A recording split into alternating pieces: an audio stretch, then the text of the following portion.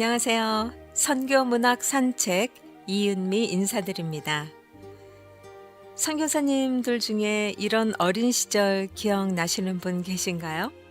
여름이 되면 우물가에 모여서 두레박으로 물을 길어 올려서 둥목을 하면서 더위를 식혔던 일, 또 두레박에 수박을 넣어서 우물 속에 넣어두었다가 꺼내 먹기도 했던 일들, 혹시 기억나세요?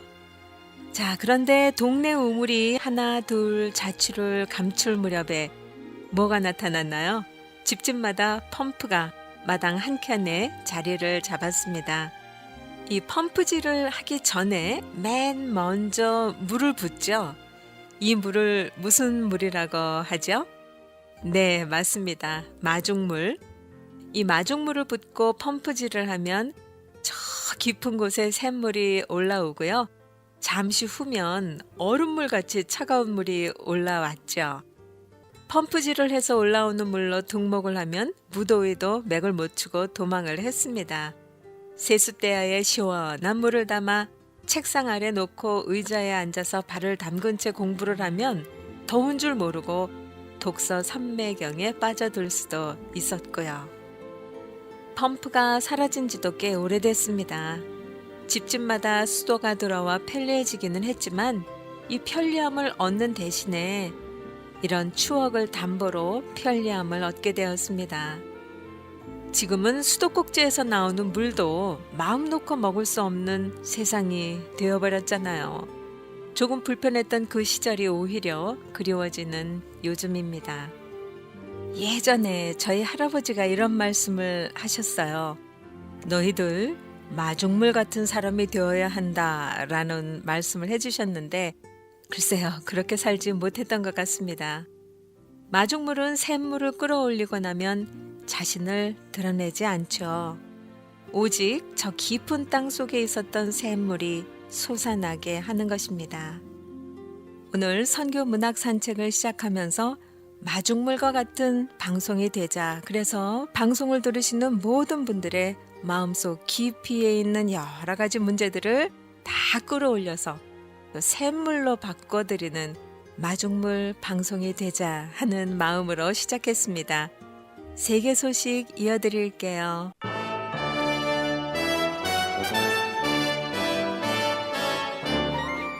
오늘의 첫 소식입니다. 도널드 트럼프 미국 대통령이 북한과의 협상을 시간 낭비로 규정하고 렉스 틸러슨 국무장관을 공개 면박한 것은 군사적 옵션에 무게를 두고 있음을 시사한 것이라고 미국 언론이 보도했습니다. 뉴욕타임스는 트럼프 대통령의 발언에 대해 평양과 핵 대치 상황에 대한 외교적 해법을 배제한 것으로 보인다며 군사 옵션에 집중하고 있다는 인상을 남겼다고 분석했습니다. 워싱턴 포스트도 트럼프 대통령이 북한의 고조되는 핵 위협에 또다시 미국의 군사적 대응을 경고한 것으로 보인다고 진단했습니다. 당장 군사력 사용을 경고한 것까지는 아니더라도 대화나 협상을 할 때가 아니라는 점을 분명히 하려는 의도로도 읽힙니다. 조지 W. 부시 전 대통령 시절 백악관 국가안보회의 아시아 보좌관을 지낸 마이클 그린은 뉴욕타임스와의 인터뷰에서 평양이 아직 핵무기를 협상 테이블에 올려놓을 생각이 없다는 것이 명확하다는 점에서 대통령이 이 문제에서는 옳다고 말했습니다.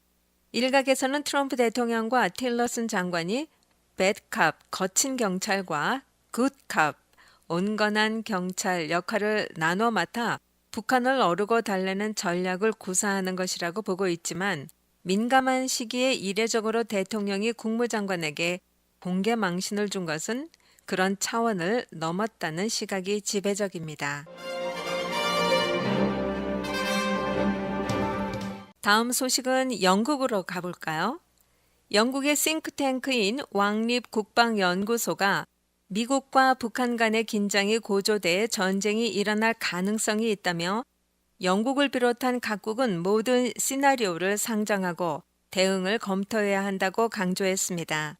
영국 왕립국방연구소는 기자회견을 갖고 이 같은 내용의 한반도 정세를 분석한 보고서를 발표했습니다.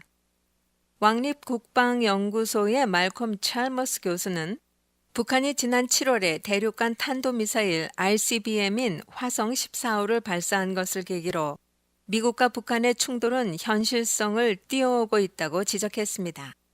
그는 이어 북한이 미국의 기습 공격이 있다고 오판하고 공격을 단행해 북한의 미사일이 괌이나 미국 서해안 앞바다까지 도달하는 사태가 되고 미국이 공격하는 시나리오를 제시했습니다. 이러한 시나리오와 같이 미국과 북한이 충돌하게 되면 수십만 명의 사상자를 초래하고 세계 경제를 심각하게 파괴하며 동아시아의 정치 및 외교에 큰 영향을 미칠 것이라고 경고했습니다.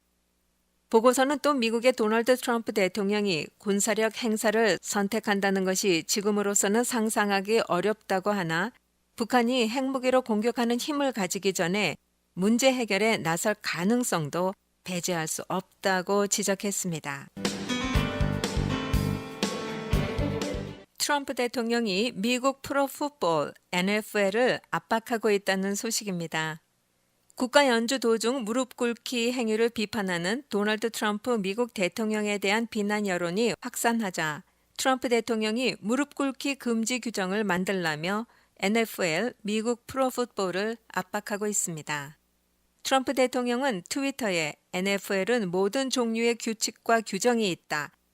그들에게 유일한 해결책은 국가가 연주되는 동안 무릎을 꿇지 못하게 하는 규정을 만드는 것이라고 적었습니다. NFL 선수들의 무릎 꿇기 시위는 지난해 8월 샌프란시스코 49어스의 전 쿼터백 콜린 캐퍼닉이 흑인에 대한 경찰의 과잉 대응에 항의하는 차원에서 경기 전 국가 연주 때 무릎을 꿇고 앉은 것이 시발점입니다. 1년 전 일이지만 트럼프 대통령은 지난 22일 대중연설에서 캐퍼닉을 겨냥해 애국심이 결여됐다라고 욕설을 퍼부었습니다. 이에 분노한 NFL 선수 100여 명이 국가 연주 때 무릎을 꿇거나 팔짱을 낀 채 항의 퍼포먼스를 벌이고 32개 구단 절반가량이 비판 성명을 냈습니다. 그러자 트럼프 대통령은 트위터에 NFL 선수들이 국기와 국가에 대한 결렬을 멈출 때까지 팬들이 경기장에 가길 거부하면 변화가 일어날 것이라며 리그 보이콧을 주문하고 무례한 선수들을 해고 또는 자격 정지하라고 썼습니다. 또 지난 25일에는 트위터에 국가 연주 중 무릎 꿇기는 인종과는 무관하다. 이는 국기와 국가에 대한 존경의 문제라고 썼습니다. 하지만 애국심 결여를 비판하는 트럼프 대통령의 노림수에도 불구하고 NFL 선수들의 무릎 꿇기에 대한 지지가 스포츠계 전반으로 퍼지는 모양새입니다. 일각에서는 트럼프 대통령의 과응 대응이 보수층을 결집시키기 위한 행동이라고 분석하고 있습니다.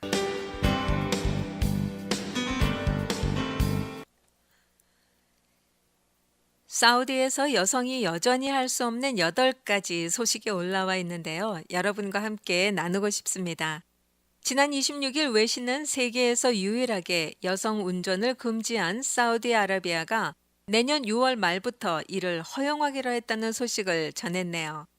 이틀 뒤인 28일에는 항공기 조종이 여성의 문호를 연다는 보도가 또 나왔습니다. 이 보도에 따르면 사우디 국영 사우디아 항공은 사우디 여성을 외국 항공 교육기관에 보내 조종사 자격을 따도록 하고 이들을 고용하는 계획을 갖고 있습니다. 소식이 전해진 후 사우디 안팎에서 낮은 여성 인권 수준이 진일보했다는 긍정적 평가가 지배적입니다. 사우디의 사회경제개혁 계획 비전 2030을 시행하고 있는 제1왕위 계승자 모하마드 빈 살만에 대한 국제적인 관심도 높습니다. 하지만 진정한 평등으로 가는 길은 멀고도 험하다는 지적입니다. 대표적인 차별 사례가 남성 후견인 제도인데요. 사우디에서는 여성이 사회생활을 하기 위해서는 가족 구성원 중 남성의 허가를 받아야 합니다. 런던의 정경대학 사회인류학 교수인 마다위 알 라시드는 사우디에는 여성 인권 후진국이라는 꼬리표가 따라다닌다. 운전 말고도 여성의 권리가 제한되는 분야가 많다고 했습니다. 인디펜던트는 사우디에서 여성이 여전히 할 수 없는 8가지를 소개했는데요. 자, 들어보시기 바랍니다. 첫째, 여성은 후견인의 허락 없이 결혼할 수 없고 외국인과 결혼하려면 내무부의 승인을 얻어야 한다. 비이슬람교도와 결혼은 거의 불가능하다. 둘째, 여성은 가게 점원 등 몇 가지 직업을 제외하면 일할 때도 남성의 허가를 받아야 한다. 은행의 계좌를 개설할 때도 허가가 필요하다. 셋째, 여성의 법정 증언은 남성의 그것에 비해 덜 중요하게 취급된다. 부모의 재산도 남자 형제의 절반만 상속받을 수 있다. 넷째, 여권과 신분증을 발급받으려면 남성 후견인의 허락이 필요하다. 외출할 때도 후견인을 동반해야 한다. 다섯째, 미를 목적으로 옷을 입는 건 불법이다. 단정한 옷과 메이크업이 장려된다. 공공장소에서 발목까지 오는 아바야를 착용해야 한다. 여섯째, 가족 구성원이 아닌 남성과 함께 있거나 대화하는 것을 제한한다. 레스토랑, 대학 등 공공장소는 가족을 위한 공간과 남성만을 위한 공간으로 나뉜다.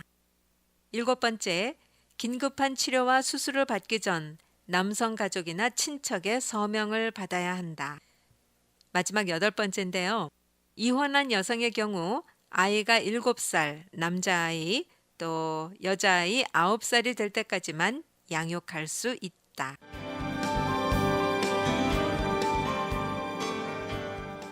오늘의 마지막 소식은 조금 재미있는 소식으로 마무리할게요. 아랍에미리트 두바이 해변에서 드론이라고 있죠. 무인기. 이 드론으로 커피를 배달하는 서비스가 시작됐다고 합니다. 커피 전문점 코스타는 두바이 서부 주요 도로인 주메이라 비치 로드변에 있는 지점이 근처 카이트 비치에서 손님이 커피를 주문하면 소형 드론에 커피를 매달아 전달하는 드론 드롭 서비스를 선보였습니다. 코스타는 손님을 대상으로 설문조사한 결과 82%가 이 서비스에 찬성해 도입하기로 했다고 설명했는데요. 코스타가 홍보용으로 공개한 동영상을 보면 손님이 전화로 주문하고 자신의 위치를 알리면 15분 안에 바리스타가 커피를 전용 드론에 달아 해변에 있는 손님에게 배달합니다. 가게에서 해변까지 직선 거리는 400m 안팎이고요. 앞서 지난해 7월 미국의 네바다주에서 편의점 세븐일레븐과 드론 관련 회사 플러티가 드론으로 샌드위치와 도넛, 커피를 배달하는 데 성공했습니다. 한국에도 있죠. 지난해 11월 현대 로지스틱스가 캔 커피를 드론으로 배달하는 서비스를 시연했습니다.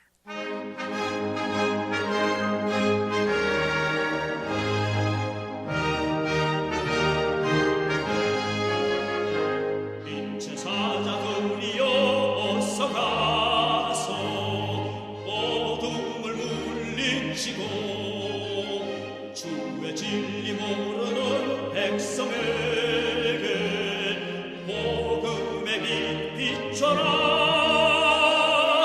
빛의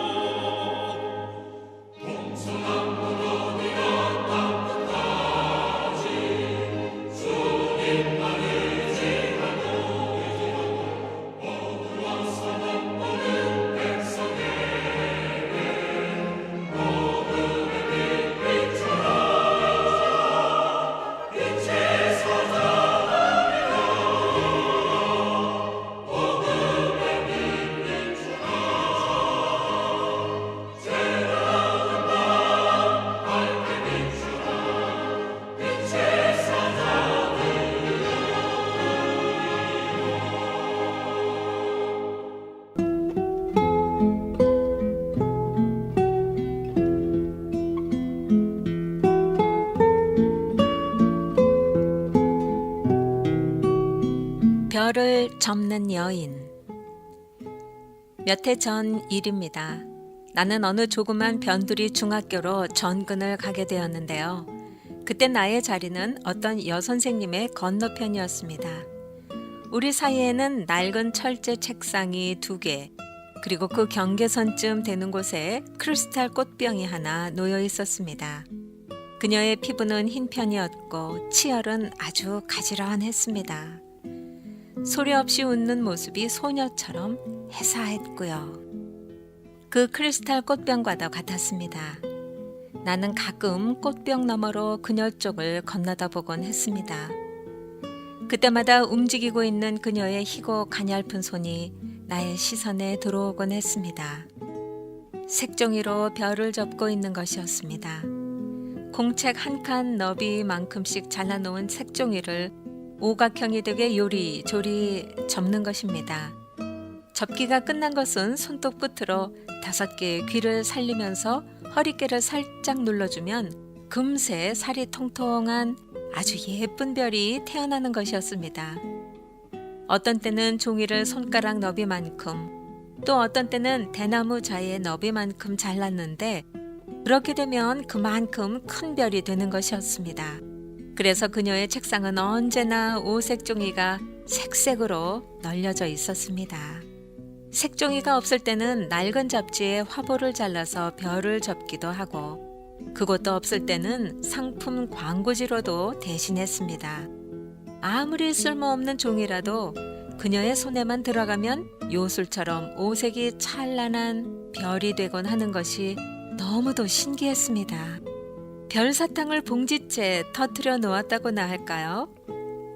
그녀의 좁지 않는 책상 위에는 언제나 오색이 영롱한 종이별들로 가득했습니다. 아니, 별이 가득한 곳은 책상만이 아니었습니다.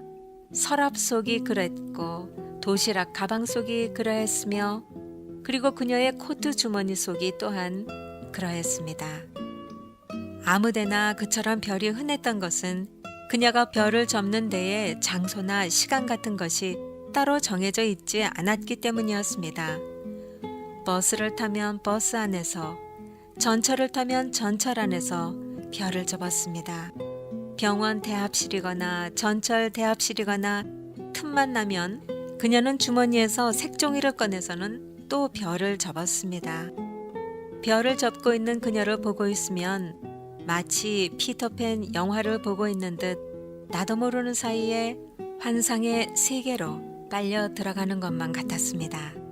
천사의 하얀 손이 움직일 때마다 그 손이 움직이는 궤적을 따라 무수히 반짝이는 별무리들이 쏟아지고, 그리고 그 별무리 사이를 하늘 잠자리처럼 가벼운 몸짓으로 요정들이 헤엄을 치듯 날아갔습니다.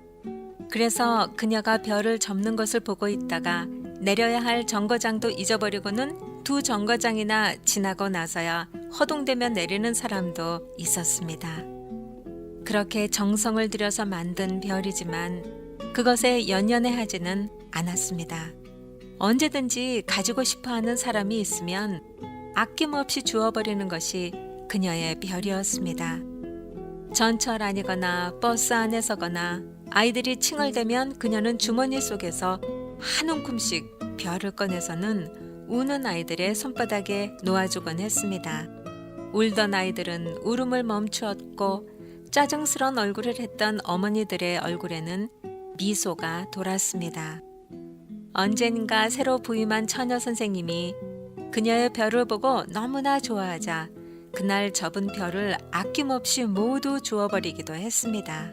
애써 접은 것인데 아깝지 않느냐고 했지만 그녀는 그저 웃을 뿐 달리 말이 없었습니다. 어느 해였던가요?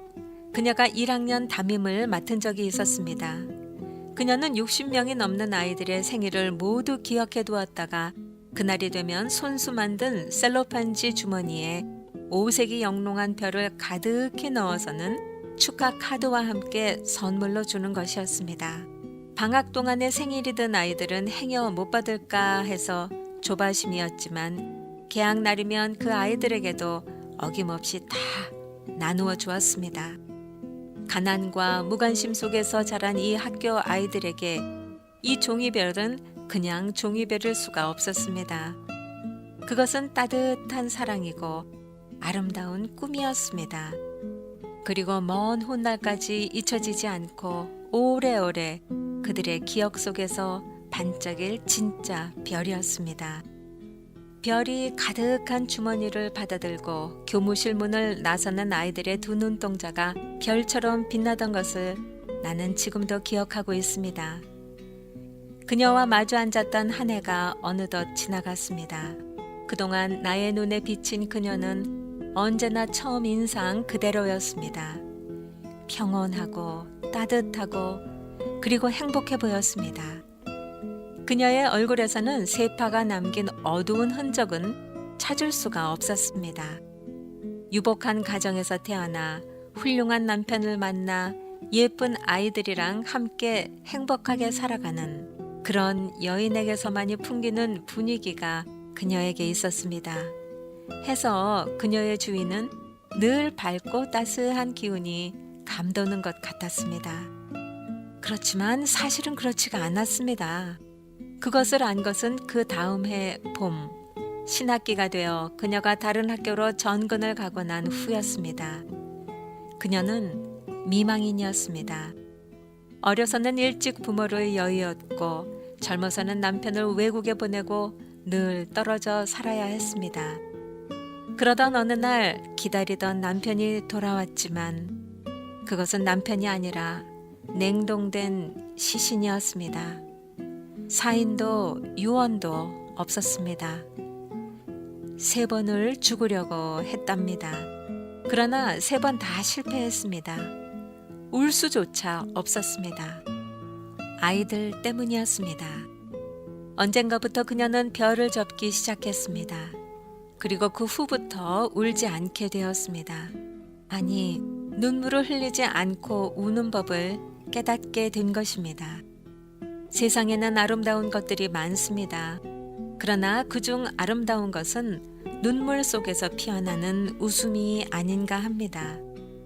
나는 그녀에게서 그것을 배웠습니다.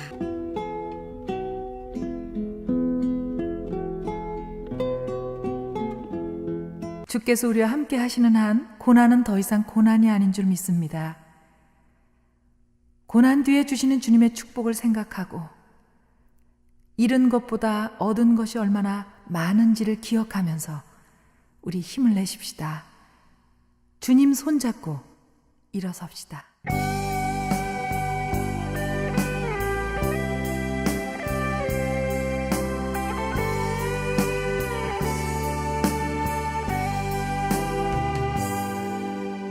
왜 나만 겪는 고난이냐고 불평하지 마세요.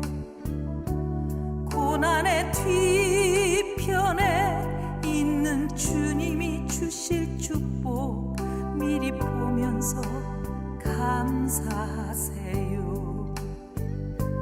너무 견디기 힘든 지금 이 순간에도 주님이 일하고 계시잖아요.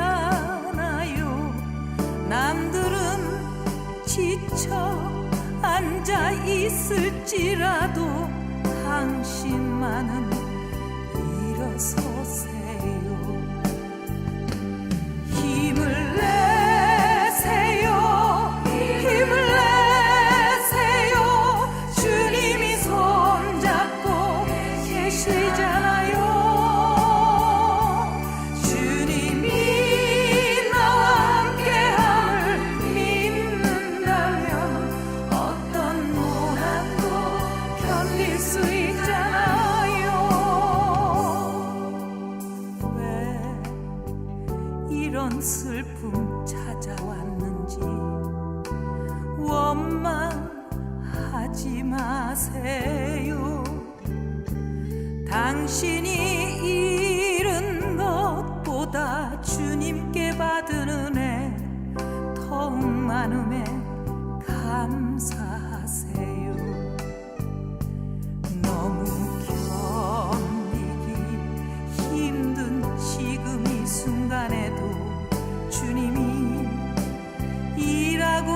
계시잖아요. 남들은 지쳐 앉아 있을지라도 당신만은 일어서세요. 힘을 내세요. 힘을 내세요. 주님이 손잡고 계시잖아요. 주님이 나와 함께함을 믿는다면 어떤 고난도 견딜 수 있잖아요. 힘을 내세요. 힘을 내세요. 주님이 손잡고 계시잖아요. 주님이 나와 함께함을 믿는다면 어떤 고난도 견딜 수 있잖아요. 힘을 내세요. 힘을 내세요. 주님이 손잡고 계시잖아요. 주님이 나와 함께함을 믿는다면 어떤 고난도 견딜 수 있잖아요. 어떤 역경도 참을 수 있잖아요.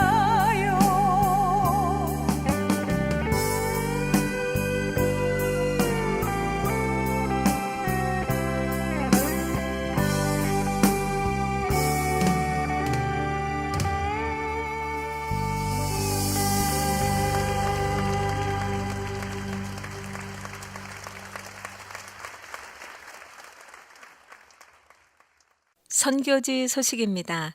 오늘은 키르기즈스탄의 고신남 선교사님이 10월에 소식을 전해오셨어요. 지난달에는 우즈겐 교회 소식으로 참 기뻐했었는데 이번 달에는 슬프고 긴급한 소식을 전해드리게 되었습니다. 저희가 꾸준히 소식을 전해드리는 우즈겐 교회 리더인 아이추럭에 관한 이야기인데요. 아이추럭의 남편 샵캇의 구원을 위해서 계속 기도를 부탁드렸었습니다. 며칠 전에 샵캇이 러시아에서 돌아와서는 가족을 핍박하기 시작했어요. 예전에도 아이추럭과 아이들의 믿음에 대해서 반대를 해왔었지만 이번에는 많이 심각한 상황입니다. 아이추럭의 큰아들 틸렉은 지난 여름에 우즈겐에서 세례를 받은 청소년 가운데 한 명으로 어려서부터 믿음의 연고가 있었는데 아버지 샵캇에 의해서 다른 도시에 있는 친척집으로 보내졌습니다. 그곳에서 쿠란을 공부하고 오라고 친척집에 맡긴 것입니다. 예전에도 샤프캇의 누이인 친척이 강하게 요청했었지만 샵캇이 우즈겐에 없었던 관계로 아이추럭이 반대해 왔었습니다. 하지만 이번에 샤프캇이 강하게 박해를 하고 있습니다.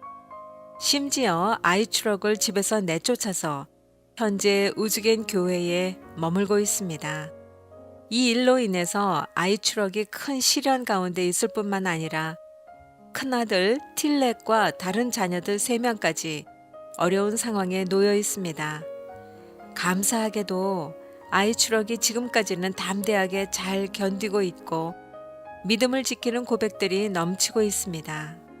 사랑하는 기도 선교사님들, 이때에 우리의 중보가 절실히 요청됩니다.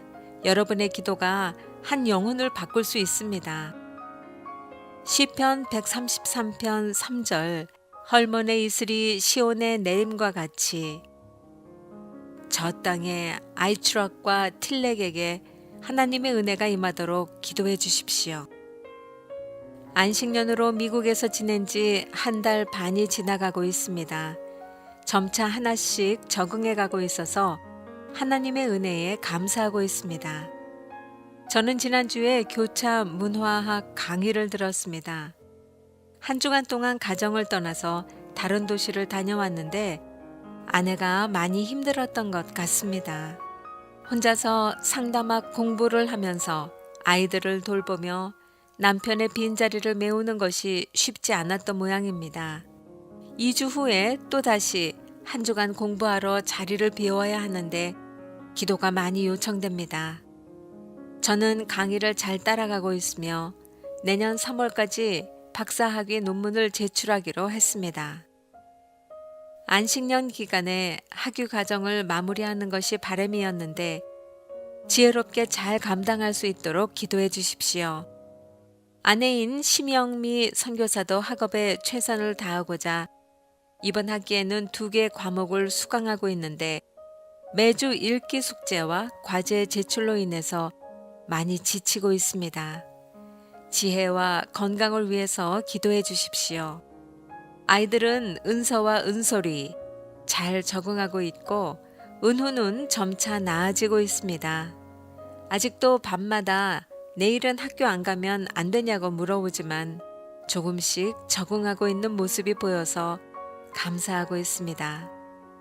선교사 자녀라서 저희의 자녀라서 본의 아니게 겪고 있는 많은 어려움으로 인해 늘 미안한 마음이 많습니다.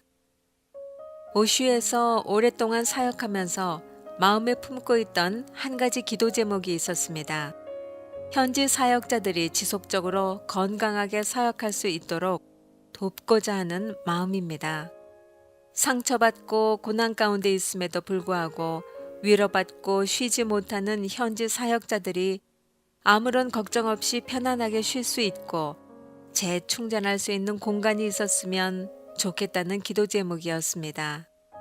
저희가 안식년으로 떠나오기 전에 미국인 선교사와 교제하는 중에 이런 마음을 나누게 되었는데 공교롭게도 그분도 같은 마음을 저만큼 오랫동안 품고 있었던 것이었습니다. 그래서 두 가정이 함께 기도하면서 하나님의 은혜를 구하기로 했습니다. 우연히 미국인 선교사가 수도인 비슈캑에서 컨테이너 하우스를 싸게 판매하는 사역자를 소개받아서 살펴보니 컨테이너 하우스를 오슈 근처 좋은 곳에 설치해 놓으면 키르기스스탄 남부 지역 현지인 사역자들이 주님과 교제하면서 쉴 수 있는 공간이 될 수 있겠다는 생각을 하게 되었고 저에게 연락을 주었습니다. 저희가 함께 기도하는 분들에게 소식을 알리고 기도를 부탁하기로 했습니다. 함께 기도해 주셔서 필요한 부분들, 재정, 땅, 운영 방법 등등이 잘 채워져서 현지인 사역자들이 영적으로 육체적으로 쉼을 얻고 재충전 받을 수 있는, 그래서 이 땅에 빛과 소금이 잘 세워져 갈 수 있는 기회가 마련될 수 있도록 기도해 주시기 부탁드립니다. 기도 제목들 여러분과 나누고 싶습니다. 첫 번째, 하나님이 우스겐 교회의 주인이 되어주시고 성령의 충만함이 온 성도들에게 가득하도록. 둘째, 세례받은 5명의 성도들이 주님 안에서 믿음이 잘 성장해서 주님의 군사로 자라도록. 셋째, 우스겐 교회 건물 수리를 위한 재정이 필요합니다. 주께서 잘 채워주시도록. 넷째, 미를란과 아가임 가정이 섬김의 역할과 목양의 역할을 잘 감당하며 성령 충만함을 위하여. 다섯째, 고난 가운데 있는 아이추럭과 틸렉 그리고 그 가정을 위해서 기도해 주십시오. 더불어 남편 샵같이 이번에 예수 그리스도를 구주로 영접할 수 있도록 힘써 주십시오. 여섯째, 안식년 중인 저희 가정의 건강을 잘 돌보고 새로운 사역에 대한 하나님의 인도하심을 확인하고 아이들의 교육에 대한 준비를 잘 할 수 있기를 소망하고 있습니다. 7번째, 미국에 머무는 동안 필요한 물품과 재정, 학비가 잘 채워질 수 있도록 기도해 주십시오. 8번째, 아이들에게 좋은 선생님과 친구들과의 만남을 허락해 주십시오. 9번째, 영적 부모로서 아이들을 품으며 기도하고 돌봐 주실 분들과의 만남을 위해서. 10번째, 미국에서 키르기스스탄과 오슈, 우즈겐, 저희를 위하여 기도하는 모임들이 세워지도록. 11번째, 미국에서 협력하고 동역할 수 있는 교회들을 만날 수 있도록 12번째, 오쉬 지역에 와서 섬길 MK 교사 선생님들을 보내어 주시기를. 마지막 13번째, 저희와 함께하는 많은 동역자님들의 영혼과 삶의 강건함과 평안함이 넘치도록 기도해 주십시오. 감사합니다. 사랑합니다. 축복합니다.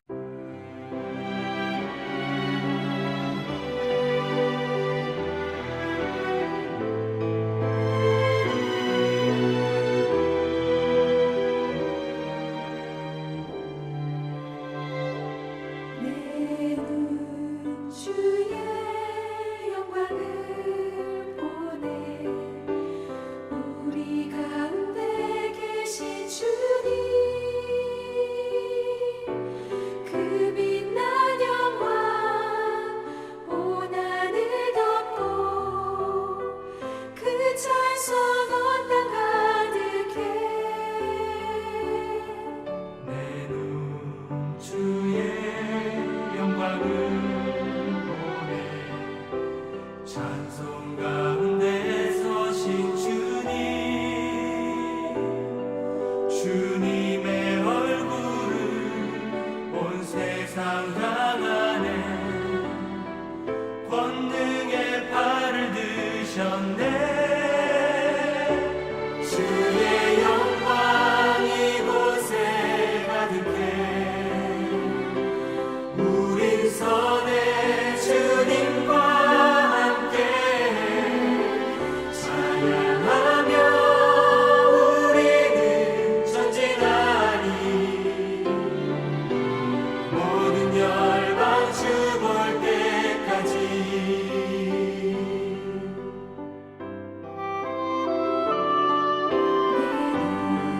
주의 영광을 보내 우리 가운데 계신 주님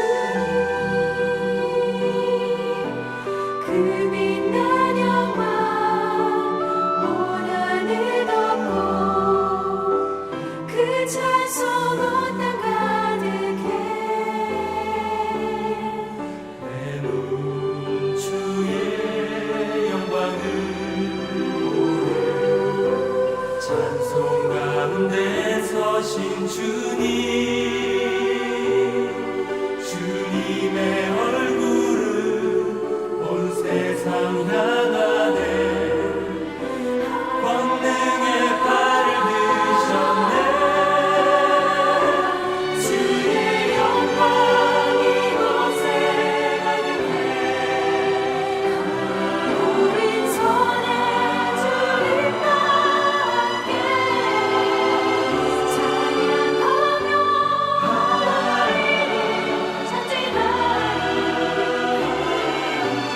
모든 열방 주 볼 때까지 하늘 아버지 우리 새롭게 하사 열방 중에서 주를 섬기게 하소서 오늘 나라 일어나 찬송 부르며 영광의 주님을 보게 하소서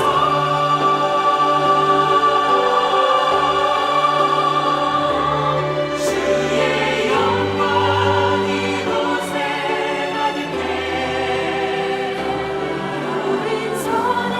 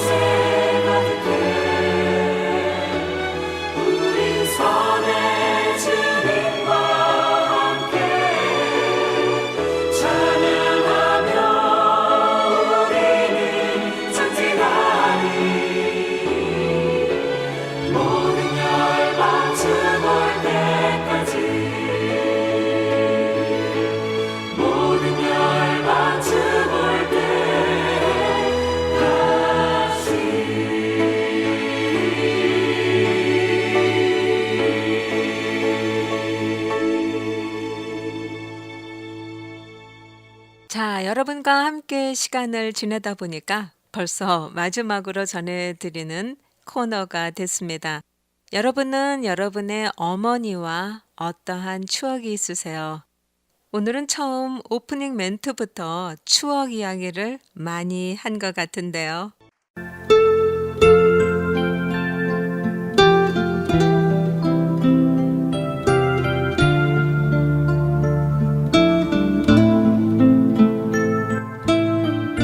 마지막 편지. 나는 13살이었고 어머니와 함께 니스에 살고 있었다. 어머니는 호텔 앞에 점포를 세내어 도매상에 물건을 떼어다가 팔아 생활비를 벌었다. 하루 종일 그곳에 앉아서 눈을 크게 뜨고 손님을 기다리던 어머니에게는 식사 때마다 밥을 차려주기 위해 집으로 오시는 2시간이 쉴 수 있는 시간의 전부였다. 간혹 물건이 많이 팔리는 날이면 어머니는 나를 위해 비프 스테이크를 사가지고 오셨다. 그리곤 온 심혈을 기울여 요리를 완성해 자랑스럽고 행복에 가득 찬 눈으로 내 앞에 갖다 놓으셨다. 하지만 어머니는 언제나 내가 식사를 시작함과 동시에 부엌으로 황급히 들어가 버리셨기 때문에 나는 어머니가 고기를 드시는 모습을 한 번도 본 적이 없었다. 어쩌다 한 번 고기 한 조각을 권하기라도 하면 다이어트를 하는 중이라며 끝내 채식만을 고집하셨던 것이다. 그러던 어느 날 물을 먹기 위해 부엌으로 들어간 나는 거기서 프라이팬 바닥에 고인 고기 기름을 빵 조각으로 싹싹 훑어가며 정신없이 먹고 계신 어머니를 발견했다. 그것은 바로 내 비프 스테이크를 요리한 그릇이었다. 어머니! 어머니는 나와 눈이 마주치자 앞치마 밑으로 후다닥 프라이팬을 감추셨다. 나는 지금까지 그렇게 당황한 모습의 어머니를 본 적이 없었다. 기름이 많아서 그릇이 잘 안 닦이는구나. 어머니는 더듬거리며 변명을 하셨지만 나는 그제서야 어머니께서 채소보다는 고기를 더 좋아하신다는 것을 알게 되었다. 그러면서도 어머니가 그렇게 고집스럽게 채식주의를 고수하셨던 진짜 이유는 어머니는 언제나 나를 대단한 사람으로 만들기 위해 애를 쓰셨다. 수없이 거듭되는 실패에도 불구하고 어머니는 언제나 나를 전적으로 믿어주셨다. 그래, 학교에서는 어떻게 지내니? 산수에서 빵점을 받았어요. 어머니는 내 대답을 듣고 곰곰이 생각에 잠기셨다. 잠시 후, 선생님들이 널 이해하지 못하는 걸 게야. 어머니는 단어원 목소리로 말씀하셨다. 모두들 내가 어떤 인물인지 모르고 있어. 넌 위대한 작가가 될 거야. 그렇지 않니? 그래요, 엄마. 넌 프랑스의 대사도 될 수 있어. 네, 엄마. 사실 나는 작가나 프랑스 대사가 되고 싶은 생각은 별로 없었다.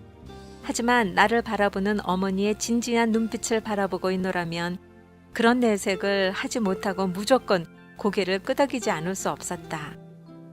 어머니는 그 밖에도 많은 것들을 나열하며 나의 확인을 받으셨다. 그리고 내가 고개를 끄덕일 때마다 한없이 행복해 하시며 이렇게 말씀하셨다. 조금만 참으면 돼, 아가야. 조금만.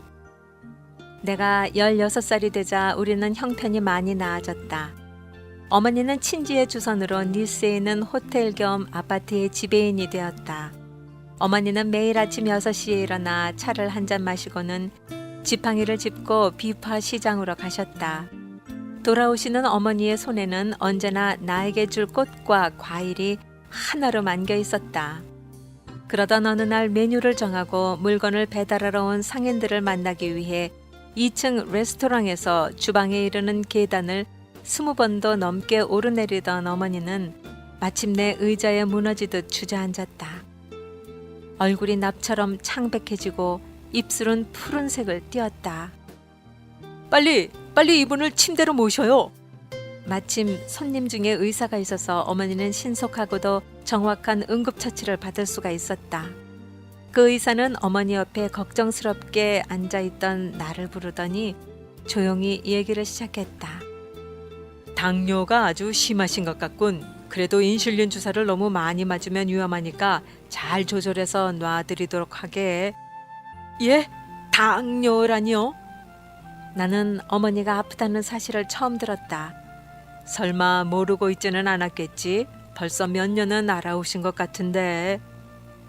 어머니는 매일 아침 하루 일과를 시작하기 전에 내가 눈치채지 못하게 직접 인슐린 주사를 놓았던 것이다. 나는 비참한 공포에 사로잡혔다. 어머니가 나에게 기대하고 있는 모든 것을 이루기도 전에 어머니가 돌아가실 수도 있다는 생각에 나는 미칠 것만 같았다. 이건 말도 안 된다. 나는 마구 소리치고 싶었다. 절대로 그렇게 되도록 내버려둘 수는 없어. 나는 어머니의 병도 몰랐다는 부끄러움을 억누르고 최소한 그 꿈의 한 조각이나마 잡아보기 위해 시간과의 힘든 경주를 시작했다. 1938년 나는 공군에 징집되어 태어나서 처음으로 어머니의 곁을 떠나게 되었다. 어머니의 곁을 떠나서는 한시도 살 수 없을 것 같던 나는 의외로 군 생활에 잘 적응해 나갔다. 독일이 프랑스를 침공하기 몇 주 전 어느 날 나는 집에서 온 전보 한 통을 받았다. 모친 위독 급내 요망. 니스에 가는 데는 휴가병 열차로 꼬박 48시간이 걸렸다. 병실에 들어서니 어머니는 베개에 얼굴을 푹 파묻은 채 걱정스러운 얼굴로 나를 올려다보셨다. 어머니의 양뺨은 그새 또 움푹 꺼져 있었다. 내 옆에 여자가 있어야 하는데. 어머니가 말씀하셨다. 아, 어떤 남자나 다 그렇지 어머. 그건 그렇지. 하지만 너는 다른 남자보다 더 힘들 거야. 다 내 잘못이다. 어머니는 한숨을 쉬셨다.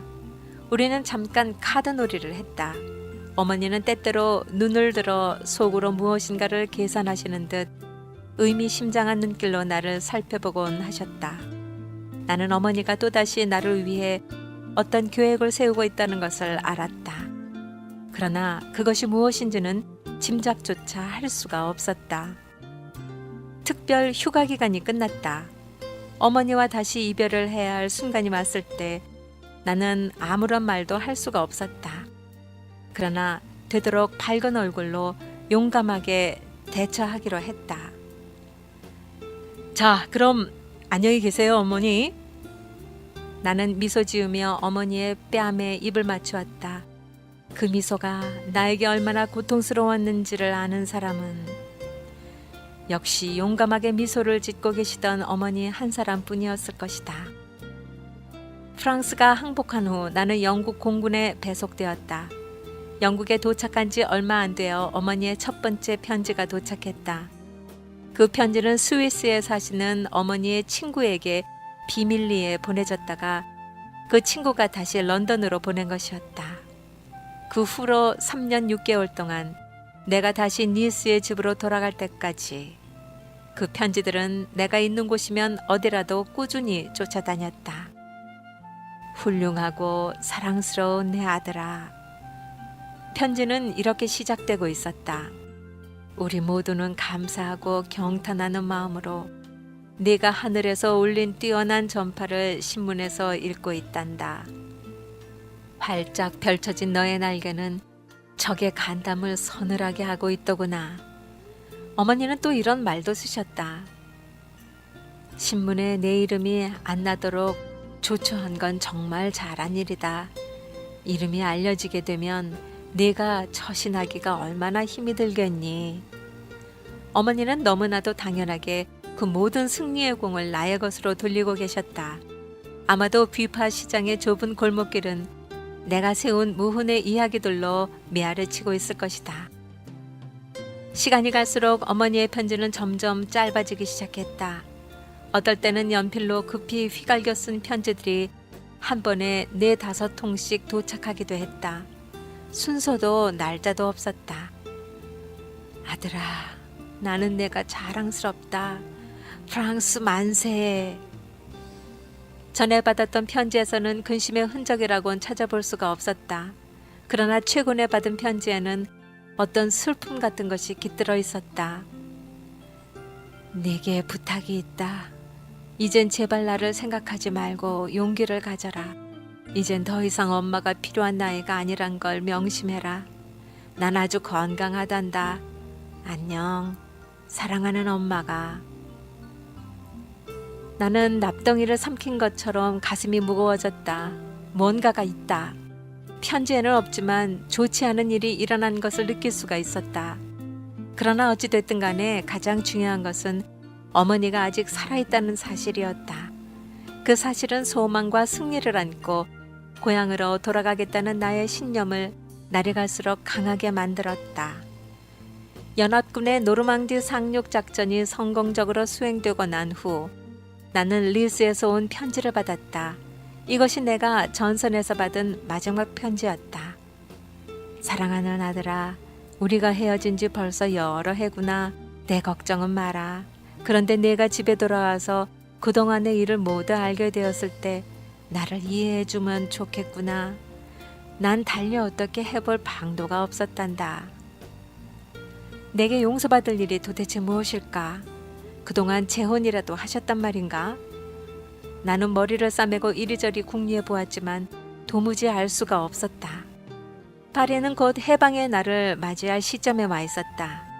때마침 나는 레지스탕스와 접촉할 임무를 띠고 프랑스 남부로 가라는 명령을 받았다.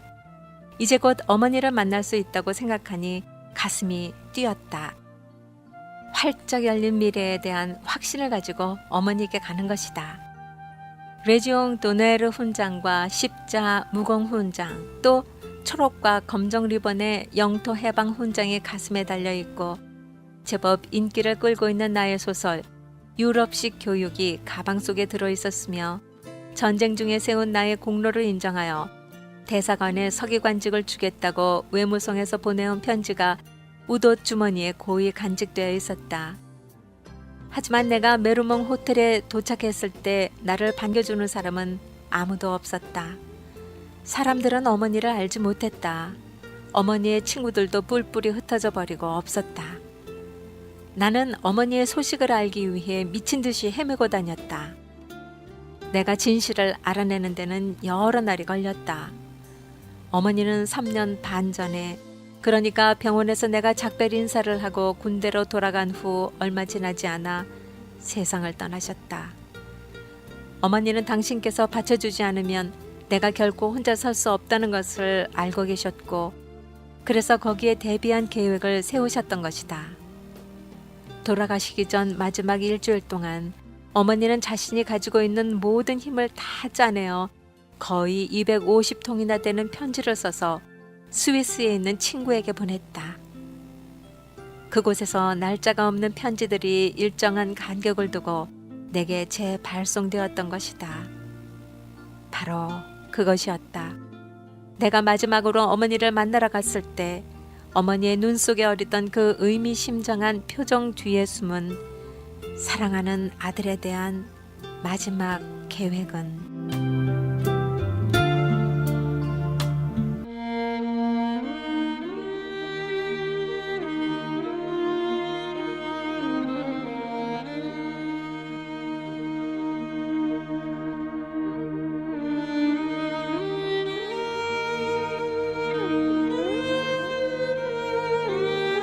저희 어머니는 언제나 저를 위해서 기도해 주시면서 저를 세워주시는 분이셨어요.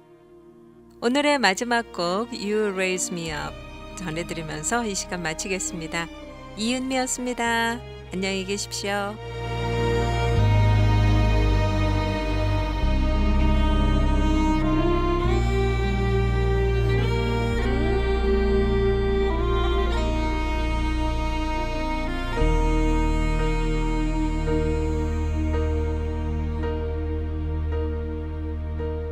When I am down and oh my soul so weary, when troubles come and my heart burdened be, then I am still and wait here in the silence until you come and sit a while with me.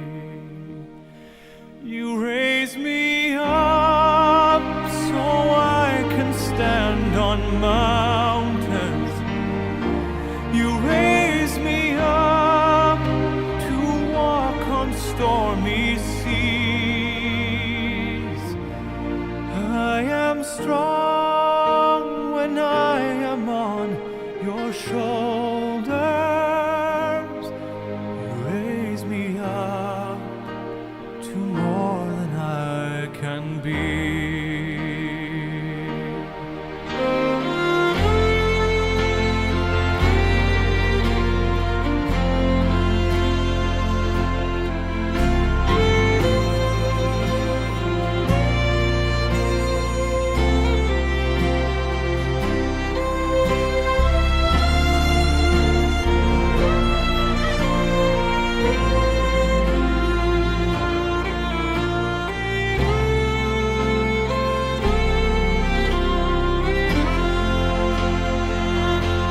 You raise me up so I can stand on mountains.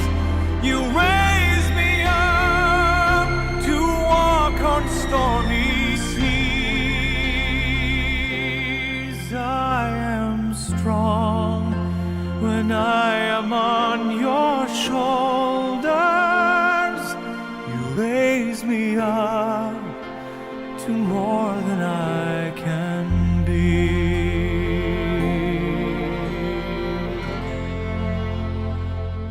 You raise me up so I can stand on mountains. You raise me up to walk on stormy seas. I am strong when I am on your shoulders. Raise me up to more than I can be. You raise me up so I can stand on mountains. You raise me up to walk on stormy seas. I am strong when I am on your shoulders. You raise me up